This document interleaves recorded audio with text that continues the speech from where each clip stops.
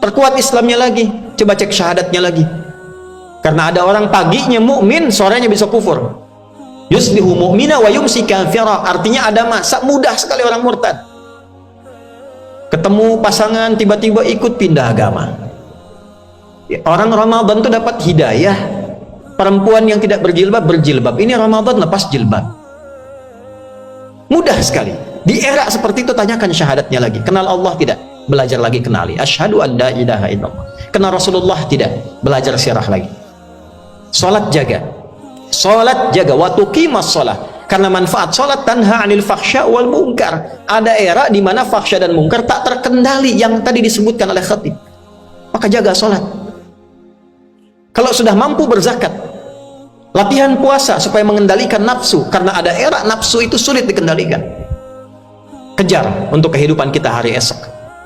Yakini kita akan berpulang. Kalau maksiat, bayangkan kita akan wafat. Rukun Islam. Kuatkan dengan rukun iman. Kenali Allah, kenali malaikat. Malaikat ada yang catat. Kalau mau bohong, ingat dicatat. Kalau mau korupsi, ingat dicatat. Kenali dari semua itu pedoman hidup di kitab. Kenali Nabi Muhammad SAW. Belajar sampai qada dan qadar yang keenam. Yang terakhir, niatkan semua kegiatan kita ibadah karena Allah, dan rasakan selalu Allah mengawasi kita. Kalau sudah begitu, insya Allah aman. Keluar dari Jumatan nggak akan tertukar sendal, karena saat mau dipakai kita sadar Allah mengawasi kita. Di kantor nggak akan mau korupsi, sebab ketika akan tergerak Allah mengawasi kita. Itulah intinya. Kalau itu sudah kita kerjakan, iman, Islam, dan ihsan, aman kita di situasi fitnah manapun. Belajar yang banyak supaya mengerti dan tambah wawasan. Tawadhu kita hadirkan dan sibukkan untuk mengevaluasi diri kita. Karena akan terjadi orang ibadah itu bukan memperbaiki diri, tapi sibuk mengoreksi ibadah orang lain, sehingga lupa dengan keadaan dirinya. Ini yang paling berbahaya. Khatib tutup. Bila itu bisa kita lakukan, kita selamat. Tapi bila kita terjebak, boleh jadi ada di antara manusia pun yang muflis, bangkrut di akhirat, karena terasa sudah ibadah tapi ternyata pahala berkurang. Kata Nabi, apa yang terjadi? Ya'ti yaumal qiyamati bis salatin wa siyamin wa zakatin.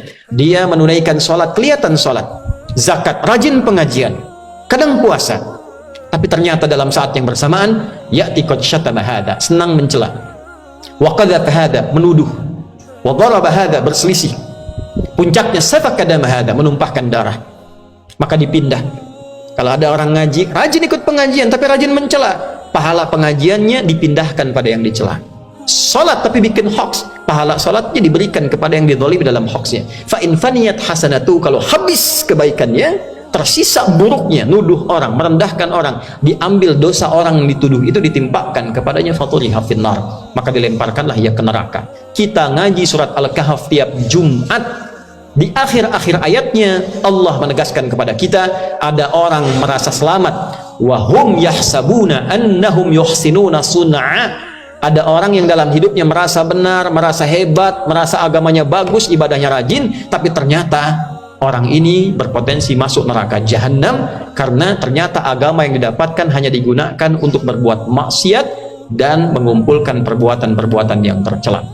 Bila kita hadir di era ini, bertakwalah pada Allah, perkuat iman, Islam, dan ihsan kita. Sampai kapan kita kembali pada Allah, kita telah bersiap pulang, dan insya Allah mudah-mudahan dalam keadaan husnul khatimah.